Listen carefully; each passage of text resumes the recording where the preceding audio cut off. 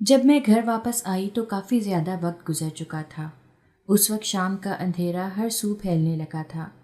مجھے دل ہی دل میں ڈر بھی لگ رہا تھا کہ مجھے تو کافی دیر ہو گئی تھی۔ اس وقت تک میرا شوہر گھر میں آ جاتا تھا۔ یہ سوچ کر مجھے ڈر لگ رہا تھا کہ اگر اس نے مجھے دیکھ لیا تو 100 سوال پوچھے گا کہ میں اتنی دیر سے گھر کیوں آئی، اور اگر وہ تائی کو کال کر لیتا تو بھی میرا بھانڈا پھوٹ جانا تھا۔ مگر سچ شکر کہ ابھی تک میرا شوہر گھر واپس نہیں آیا تھا۔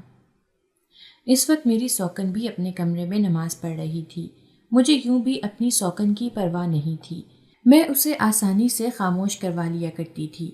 یوں بھی اس کی کوئی اوقات نہیں تھی کہ وہ میرے سامنے اونچی آواز میں بات کر سکے۔ جب بھی وہ میرے خلاف بات کرنے کی کوشش کرتی تو میں اسے طلاق کی اور گھر سے باہر نکالنے کی دھمکی دے کر خاموش کروا لیا کرتی تھی۔ جانتی تھی کہ وہ یتیم ہے، اس کا آگے پیچھے کوئی بھی نہیں ہے۔ وہ یہ سن کر ہی ڈر جاتی تھی کہ اگر اس سے یہ ٹھکانہ بھی چھن گیا تو کہاں جائے گی۔ میں نہا دھو کر جب کمرے سے باہر آئی تو میرے شوہر بھی آ چکے تھے۔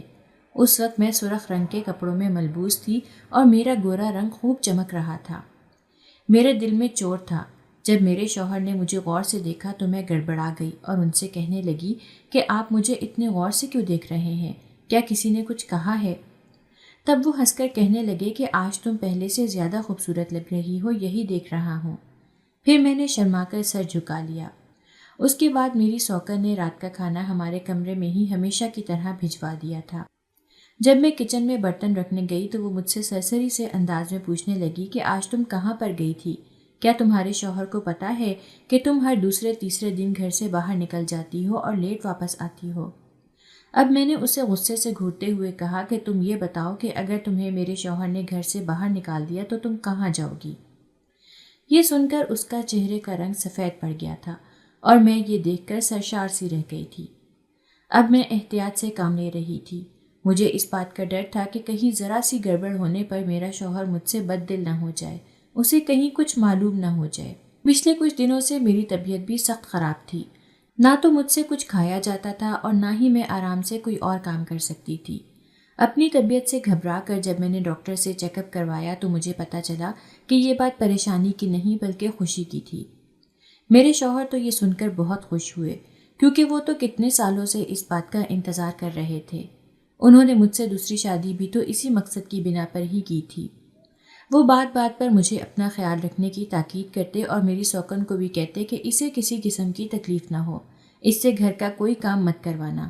اگر ایسا کچھ ہوا تو میں تمہیں زندہ نہیں چھوڑوں گا، تم جانتی ہو کہ میں غصے کا کیسا ہوں۔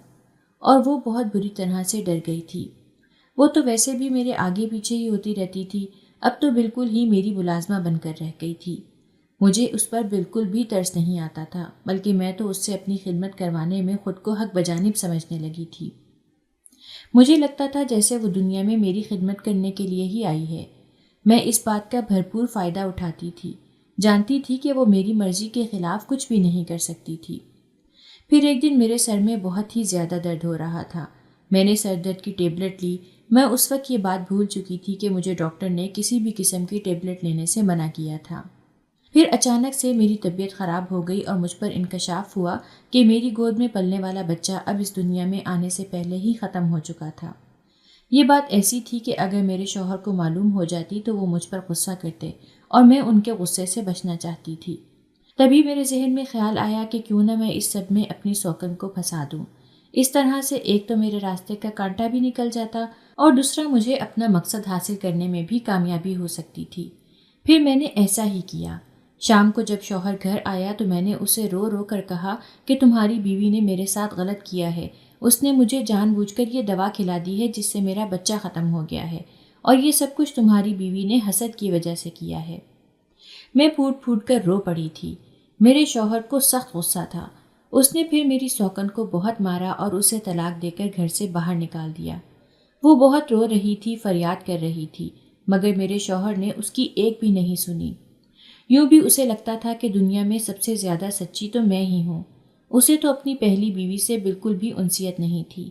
ایک تو وہ بالکل عام سی شکل و صورت کی تھی اور دوسرا اتنے سال گزر جانے کے باوجود وہ ابھی تک اسے اولاد کی خوشی بھی نہیں دے پائی تھی۔ ایسے میں میرا شوہر اس سے جان چھڑانے کے بھی بہانے ڈھونڈ رہا تھا۔ جاتے جاتے وہ مجھے کہنے لگی کہ جس طرح تم نے مجھ بے گناہ پر ظلم کیا ہے، مجھے گھر سے باہر نکالا ہے، اس طرح ایک دن تم خود بھی بے آسرا ہوگی، تمہارا بھی کہیں ٹھکانہ نہیں ہوگا، تم بھی اس طرح سے بے گھر ہو جاؤ گی۔ میں نے اس کی بات کو ایک کان سے سن کر دوسرے کان سے نکال دیا تھا۔ یوں بھی میں جانتی تھی کہ میرا شوہر مجھے کبھی بھی طلاق نہیں دے گا، اور اگر وہ طلاق دے بھی دیتا تو مجھے اس بات سے کوئی فرق نہیں پڑتا تھا، کیونکہ یہ بات میرے لیے اور بھی اچھی ثابت ہوتی۔ باقی کی زندگی میں اپنے من پسند شخص کے ساتھ گزار سکتی تھی۔ اب اپنی سوکن کے چلے جانے کے بعد مجھے آزادی مل گئی تھی۔ میں اب اپنی مرضی کے مطابق وقت گزارنے لگی تھی۔ جو میں کرنا چاہتی تھی وہ میں شوہر کی غیر موجودگی میں کرتی تھی۔ اسے اس بارے میں پتہ بھی نہیں چلتا تھا۔ محلے کے لوگ بھی سب کچھ دیکھتے ہوئے بھی خاموش تھے۔ ایسا نہیں تھا کہ کوئی اس بارے میں جانتا نہیں تھا۔ اکثر لوگ اسے گھر میں آتا جاتا دیکھتے تھے، مگر یہاں کے لوگ اپنے کام سے کام رکھتے تھے، کسی کی زندگی میں دخل اندازی نہیں کرتے تھے۔ یوں بھی میرا شوہر بہت ہی زیادہ بد اخلاق انسان تھا۔ اس کی محلے میں کسی کے ساتھ بھی دوستی نہیں تھی جو یہ بات اس کا کوئی دوست اسے بتا سکتا۔ یہ بات میرے حق میں بہتر ثابت ہوئی تھی۔ وہ مجھ پر آنکھیں بند کر کے اعتبار کرتا تھا۔ مجھے بھلا اس سے بڑھ کر اور کیا چاہیے تھا؟ ایک بار گھر میں میرا شوہر اچانک سے آ گیا۔ اس کی فیصل کے ساتھ ملاقات ہو گئی اور یکدم میں نے معاملہ سنبھال لیا۔ اپنے شوہر کو کہا کہ یہ میرا کزن ہے، میرا حال احوال پوچھنے کے لیے آیا تھا۔ میرے شوہر یہ سن کر چونک گئے تھے۔ انہیں جیسے میری بات پر یقین نہیں آیا تھا کہ آج سے پہلے تو انہوں نے میرے اس کزن کو نہیں دیکھا تھا، مگر پھر وہ خاموشی سے کمرے میں جا کر لیٹ گئے تھے۔ مجھے ڈر تھا کہ وہ مجھ سے 100 سوال کریں گے۔ میں نے خود کو ہر طرح کے سوالوں کے لیے تیار بھی کر لیا تھا، مگر انہوں نے مجھ سے کسی قسم کا کوئی سوال نہیں پوچھا تھا۔ اب ڈاکٹر نے مجھے صاف طور پر کہہ دیا تھا کہ میری نارمل ڈیلیوری نہیں ہو سکتی تھی، میرا آپریشن ہونا تھا۔ جس دن میرا آپریشن ہونا تھا اس سے 2 دن پہلے میرے شوہر کا چھوٹا سا ایکسیڈنٹ ہوا تھا۔ یہ سن کر میں بری طرح سے گھبرا گئی تھی۔ شام کو جب وہ گھر آئے تو وہ بہت پریشان تھے، ان کے چہرے پر ہوائیاں اڑ رہی تھیں۔ یوں تو انہیں زیادہ چوٹ نہیں آئی تھی، ان کے ماتھے پر 2 ٹانکے آئے تھے، مگر ان کا چہرہ دیکھ کر لگ رہا تھا کہ وہ بہت تکلیف اور صدمے کے زیر اثر تھے۔ میں جب ان سے اس بارے میں سوال کرتی تو وہ مجھے خالی خلی نظروں سے دیکھتے رہتے۔ انہوں نے مجھ سے اس بارے میں کسی قسم کی کوئی بات نہیں کی تھی۔ 2 دن کے بعد میرا آپریشن تھا، اور جب میرا بیٹا میری گود میں آیا تو میں سوچ رہی تھی کہ اب میرے شوہر کے گھر میں میرے قدم جم گئے تھے۔ اب میرے شوہر کے دل میں میری محبت بھی بڑھ جائے گی اور وہ مجھ سے پہلے سے زیادہ پیار کرنے لگے گا، میری قدر بھی کرنے لگے گا۔ مگر ایسا نہیں ہوا تھا۔ میرے شوہر نے جیسے ہی بچے کا چہرہ دیکھا تو اس نے بنا کوئی بات کیے مجھے 3 بار طلاق دے دی تھی۔ میں ہک دھک رہ گئی تھی کہ میرا شوہر میرے ساتھ ایسا کیسے کر سکتا تھا۔ جب اپنے بچے کو دیکھا تو اسے دیکھ کر میرا منہ کھلے کا کھلا رہ گیا تھا، کیونکہ میرے ماں باپ کا میرے بچپن میں ہی انتقال ہو گیا تھا۔ مجھے میرے تایا تائی نے پالا پوسا تھا۔ میرے تایا بہت اچھے تھے، خیال بھی رکھتے تھے۔ تائی بھی بس گزارے لائق اچھی تھیں، مگر جہاں پر بات ان کی بیٹیوں کی آ جاتی تو وہ میرے ساتھ ناانصافی کر دیا کرتی تھیں۔ جو اچھی چیز وہ اپنی بیٹیوں کے لیے لاتی تھی وہ میرے لیے کبھی بھی پسند نہیں کرتی تھی، اور میں اس سب سے بہت ہی زیادہ دکھی ہوتی تھی۔ مگر پھر میں یہ سوچ کر خود کو تسلی دے لیتی کہ وہ ان کی ماں ہیں، کبھی بھی میں ان کی بیٹیوں کے برابر ان کے لیے نہیں ہو سکتی، چاہے میں ان کی کتنی ہی خدمت کر لوں، میں گھر کے کتنے ہی کام کاج کیوں نہ کر لوں، وہ میرے ساتھ وہ محبت کبھی بھی نہیں کر سکتی۔ انہی دنوں ہمارے محلے میں ایک نئے کرایہ دار آ کر رہنے لگے تھے۔ وہ 2 بہن بھائی تھے جو اپنے ماں باپ کے ساتھ گھر میں رہتے تھے۔ وہ لڑکا بہت ہینڈسم تھا۔ میری اس کے ساتھ پہلی بار تب ملاقات ہوئی تھی جب میں کپڑے دھو کر چھت پر ڈالنے کے لیے گئی تھی۔ تب سامنے والی چھت پر ایک لڑکا کھڑا تھا جو مسلسل مجھے دیکھ رہا تھا اور اشارے کر رہا تھا۔ پہل تو مجھے اس پر غصہ آیا، مگر پھر یہ غصہ آہستہ آہستہ پسندیدگی میں بدلنے لگا تھا، اور پھر ایک دن اس نے میری طرف خط پھینکا جس میں اس نے اپنا حال دل کھول کر لکھا تھا کہ وہ مجھے بہت پسند کرتا تھا۔ اس کا نام فیصل تھا۔ وہ ایک پڑھا لکھا نوجوان تھا جو اپنے لیے نوکری کی تلاش میں تھا۔ میں اس سے محبت کرنے لگی تھی اور میں اس سے شادی کرنا چاہتی تھی۔ انہی دنوں گھر میں میرے رشتے کی بات چیت شروع ہو گئی تھی۔ تائی کی تینوں بیٹیاں مجھ سے چھوٹی تھیں اور اصولی طور پر میری شادی پہلے ہونا تھی۔ تایا تائی بھی جلد سے جلد مجھے اپنے گھر رخصت کر کے اپنی بیٹیوں کی شادی کرنا چاہتے تھے۔ میں چاہتی تھی کہ فیصل اپنے ماں باپ کو میرے گھر میں بھجوا دے، مگر ایسا نہیں ہوا۔ جب میں نے فیصل سے یہ بات کی تو وہ کہنے لگا کہ ابھی تو میری نوکری بھی نہیں لگی اور ایسے میں تمہارے لیے رشتہ کیسے بھجوا سکتا ہوں؟ جانتی ہو میری امی ابو کبھی بھی نہیں مانیں گے کیونکہ میری نوکری نہیں ہے۔ اوپر سے تمہارے تایا تائی بھی کبھی بھی تمہارا ہاتھ مجھ جیسے بے روزگار کے ہاتھ میں نہیں دیں گے۔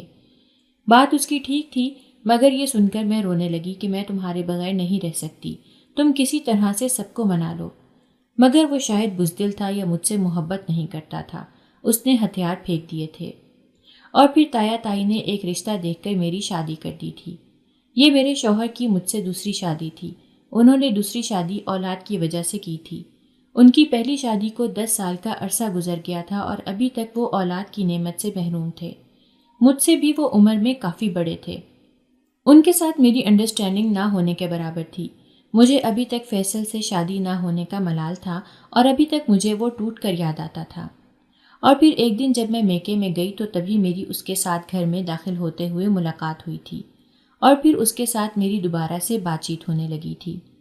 اس دن پھر سے جب میں یہاں پر 1-2 دن رہنے کے لیے آئی ہوئی تھی تو چھت پر میں کپڑے ڈالنے کے لیے گئی ہوئی تھی جب فیصل نے مجھے دوبارہ سے خط دیا۔ اس نے لکھا کہ مجھ سے غلطی ہو گئی، مجھے تمہارے ساتھ شادی کرنے کے لیے سٹینڈ لینا چاہیے تھا، گھر والوں کو منا لینا چاہیے تھا، مگر اب مجھے احساس ہوتا ہے کہ یہ فیصلہ کتنا غلط تھا۔ میں تمہارے بغیر ایک پل بھی نہیں رہ سکتا، مجھے معاف کر دو، تمہارے بغیر رہنا آسان نہیں ہے۔ اور پھر آہستہ آہستہ ہم دونوں میں بات ہونے لگی اور بات بڑھتے بڑھتے ملاقاتوں پر جا کر رک گئی تھی۔ اب میں اپنے شوہر کے گھر سے تو تائی کے گھر کا کہہ کر ہی نکلتی تھی، مگر ان کے گھر تھوڑی دیر گزارنے کے بعد میں فیصل کے ساتھ کہیں پہ چلی جاتی تھی اور اکٹھے ہم لوگ وقت گزارتے تھے۔ اب ہم دونوں کے درمیان سب کچھ ہو گیا تھا، ہماری قربت رنگ لانے لگی تھی۔ ہم دونوں کی ایک دوسرے سے محبت پہلے سے بھی شدید ہو گئی تھی۔ میں تو اس کے بغیر ایک پل بھی نہیں رہ سکتی تھی، اس کا حال بھی مجھ سے مختلف نہیں تھا۔ اب جب میں روز روز گھر سے باہر جاتی تو میری سوکن بھی مجھے حیران کن نظروں سے دیکھتی تھی، شاید اسے بھی مجھ پر شک ہو گیا تھا، مگر اس کی میرے نزدیک کوئی اہمیت نہیں تھی۔ مجھے اس بات کا خوف تھا کہ میرے شوہر کو یہ سب پتہ نہ چل جائے۔ اگر اسے پتہ چل جاتا تو بنا بنایا کھیل بگڑ جاتا۔ اور اب جب میں حاملہ ہوئی تو مجھے اس بات پر بھی خوشی تھی کہ میرا شوہر اب میری ہر بات مانے گا، اور ایسا ہی ہوا تھا۔ اور پھر سوکن کو بھی گھر سے باہر نکالنے کا موقع مل گیا تھا۔ اس کے بعد ہی میں فیصل کو گھر میں بلانے لگی تھی۔ ہم دونوں گھر میں ملاقاتیں کرنے لگے تھے۔ اب میں جب پھر سے حاملہ ہو گئی تو میں نے اس کے ساتھ ملاقات کم کرنی شروع کر دی تھی، مگر میرا فون پر اس کے ساتھ ابھی بھی رابطہ تھا اور ہم دونوں گھنٹوں ایک دوسرے کے ساتھ بات چیت کرتے رہتے تھے۔ میرے شوہر کو مجھ پر آنکھیں بند کر کے اعتبار تھا۔ جب ہی اس نے کبھی بھی یہ دیکھنے کی کوشش نہیں کی تھی کہ میں کس کے ساتھ بات کرتی ہوں اور کیا بات کرتی ہوں، مگر میں یہ نہیں جانتی تھی کہ وہ میرے ساتھ ایسا کرے گا۔ مجھے تو لگتا تھا کہ جب میرا بچہ اس دنیا میں آ جائے گا تو میرے شوہر کو تو میرے علاوہ کچھ نظر ہی نہیں آئے گا، وہ میرے نام کی ہی مالا جپنے لگے گا۔ مگر اس نے میرے بیٹے کو دیکھ کر بجائے اسے پیار کرنے کے نفرت سے منہ موڑ لیا تھا اور مجھے طلاق دے دی تھی۔ یہ دیکھ کر میرا منہ بے یقینی سے کھلے کا کھلا رہ گیا تھا۔ مجھے بالکل بھی سمجھ نہیں آ رہی تھی میرا شوہر ایسا کیسے کر سکتا تھا۔ مجھے ایسا لگ رہا تھا کہ گویا وہ پاگل ہو چکا تھا۔ اس کی تو برسوں سے یہ خواہش تھی، اور جب اس کی یہ خواہش میں نے پوری کر دی تو وہ اپنی اس خواہش سے کیسے منہ موڑ سکتا تھا، وہ کیسے دور ہو سکتا تھا۔ 2 دن میں ہسپتال میں ہی رہی تھی۔ تایا تائی اور سب لوگ بیٹے کو دیکھنے کے لیے آتے رہے اور مبارکباد بھی دیتے رہے۔ سب لوگ مجھ سے میرے شوہر کے بارے میں پوچھ رہے تھے اور میں نظریں چراتے ہوئے ان کی مصروفیت کا بہانہ بنا کر سب لوگوں کو ٹال رہی تھی۔ یہ بھی غنیمت تھا کہ میرے شوہر نے ہسپتال کے تمام بل ادا کر دیے تھے۔ اب جب اپنے بیٹے کو اٹھا کر میں گھر آئی تو میرا شوہر گھر پہ ہی موجود تھا۔ مجھے دیکھ کر اس نے منہ دوسری طرف پھیر لیا۔ اب میں اس کے پاؤں پڑ گئی اور اس سے کہنے لگی کہ میرے ساتھ ایسا مت کرو، تم آخر میرے ساتھ ایسا کیسے کر سکتے ہو، اور کیوں اس کی شکل اگر کسی سے بھی ملتی ہے تو اس میں میرا کیا قصور ہے؟ وہ خاموش زخمی نگاہوں سے مجھے دیکھتا رہا تھا۔ پھر مجھے کہنے لگا کہ تم جانتی ہو کہ میرا پرسوں ایکسیڈنٹ ہوا تھا، میں اپنے ایک دوست کے ہسپتال میں گیا تھا۔ ایک خدشے کے تحت ڈاکٹر نے میرے ٹیسٹ کیے اور جو کچھ اس نے مجھے بتایا اسے سن کر میرے پاؤں کے نیچے سے زمین نکل گئی تھی۔ ڈاکٹر کا کہنا تھا کہ میں باپ بننے کی صلاحیت سے محروم تھا اور یہ مسئلہ مجھ میں آج سے نہیں بلکہ کئی سال سے موجود ہے۔ اس سے پہلے میں نے ٹیسٹ کروائے ہی نہیں تھے، جب بھی میں اس حقیقت سے ناواقف تھا، ورنہ میں کبھی بھی دوسری شادی نہ کرتا اور کبھی بھی اپنی بیوی پر ظلم نہ کرتا۔ مجھے اس بات کا اندازہ ہو گیا تھا کہ یہ بچہ میرا نہیں تھا، مگر سوال یہ تھا کہ یہ بچہ کس کا تھا۔ میں بھی تم سے اس بارے میں کچھ سوال نہیں کر سکتا تھا، مگر اب جب میں نے بچے کو دیکھ لیا تو مجھے اندازہ ہو گیا کہ یہ اسی لڑکے کا تھا جو اس دن گھر میں آیا تھا۔ اس سے پہلے مجھے محلے کے لوگوں نے بتایا تھا کہ میرے گھر میں میری غیر موجودگی میں کسی کا آنا جانا تھا، مگر میں نے کسی کی باتوں پر کان نہیں دھرے تھے۔ ان باتوں کو ایک کان سے سن کر دوسرے کان سے نکال دیا تھا، مگر اس دن جب میں نے اپنی آنکھوں سے دیکھا تو مجھے شک پڑ گیا تھا، اور اس کے بعد بھی ایک دو بار چھپ کر دیکھا تو مجھے اندازہ ہو گیا کہ تم بھی مجھے دھوکہ دے رہی ہو۔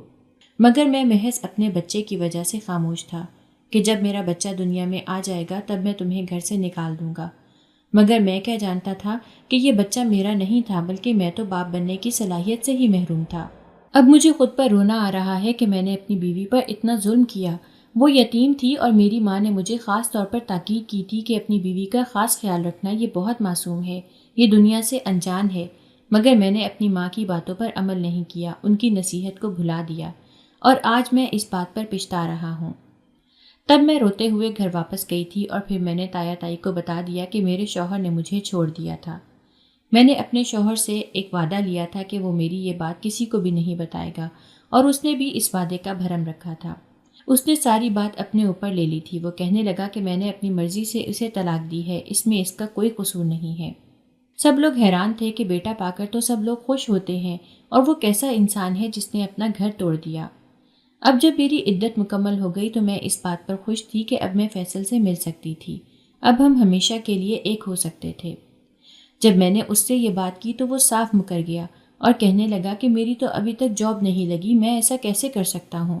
میں تو ابھی تک اپنے باپ کے بھروسے پر زندگی گزار رہا ہوں، تمہاری اور بچے کی ذمہ داری میں کیسے اٹھا سکتا ہوں؟ اگر میں نے ان کی مرضی کے خلاف کوئی بھی فیصلہ کیا تو وہ مجھے گھر سے باہر نکال دیں گے، تو میں کیا کروں گا؟ تمہیں لے کر فٹ پاتھ پر بھی نہیں جا سکتا۔ اس کی دھوکہ دہی پر مجھے سخت رونا آیا تھا۔ وہ تو میرے ساتھ محض وقت گزاری کر رہا تھا، محبت کا کھیل کھیل رہا تھا۔